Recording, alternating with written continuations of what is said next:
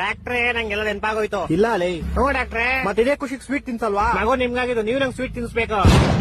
ನನ್ಗೆ ಯಾವಾಗ ಮಗು ಆಯ್ತು? ಅದೇ ಮತ್ತೆ ನಿಮ್ಗೆ ಹೆಂಗಾಗುತ್ತೆ ಮಗು? ನಂಗೆ ಎಂತಕ್ಕಾಗಲ್ಲ. ಗಂಡಸ್ರ ಬಾಡಿಲ್ ಮಗು ಪ್ರೊಡ್ಯೂಸ್ ಮುಚ್ಚ ಬಾಯ್, ಅದ್ ನಂಗೂ ಗೊತ್ತು, ನಾನ್ ಡಾಕ್ಟರ್ ಲೇ. ಮತ್ತೆ ಹೆಂಗಾಯ್ತು? ನನಗಾಗಿಲ್ಲ ಲೋ. ಏನಾಗಿಲ್ಲ ಮಗು ಇದು ತುಂಬಾ ದುಃಖದ ವಿಷಯ. ಆಪರೇಷನ್ ಮಾಡಿಸ್ಕೊಳ್ಳಿ. ಅಂದ್ರೆ ನಂಗ್ ಮಕ್ಳು ಅವರೇ ಕಣ ಮುಂಚೆನೆ.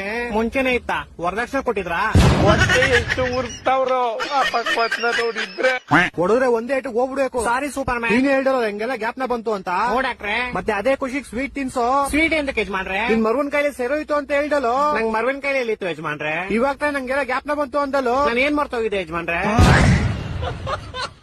ಡಾಕ್ಟ್ರೇ ಯಾರ ಮದ್ವೆ ಮಾಡಿಸ್ಬಿಡಿ. ಯಾರ್ ಜೊತೆ? ಏನ್ ಯಾರ ಜೊತೆ? ಯಾರ್ ಜೊತೆ ಮದುವೆ ಮಾಡಿಸ್ಬೇಕು? ನೀವು ಡಾಕ್ಟರ್ ಅಲ್ವಾ ಯಜಮಾನ್ರೆ? ಮತ್ತೆ ತೆರಿಗೆ ಕೇಳ್ತೀವ ಮದುವೆ ಮಾಡಿಸ್ರಿ ಅಂತ. ನಾನ್ ಯಾವಾಗ ಹೇಳ್ದೆ? ಏ ಗೋಳಿ ಮಗನ್ ಯಾರೋ ಬಿಟ್ಟಿದ್ದಿಲ್ಲಿ. ಇವ್ರ ಆನರ್ ನಮ್ಮ ಹೆಂಡತಿ ನಂಗೆ ತುಂಬಾ ಹೊಡಿತಾಳೆ. ಕರೆಕ್ಟ್ ಆಗಿ ಮಾಡ್ತಾಳೆ. ಯಾರು? ನಿಮ್ ಹೆಂಡತಿ. ನಂಗ್ ಮದ್ವೆ ಎಲ್ಲ ಆಗೈತೆ. ನನ್ ಮಕ್ಕಳು ಮೂರು ಬಿಟ್ಟು ನಿಂತ್ಬಿಟ್ಟವ್ರಣ್ಣ. ನಮ್ಮ ಹೆಂಡತಿ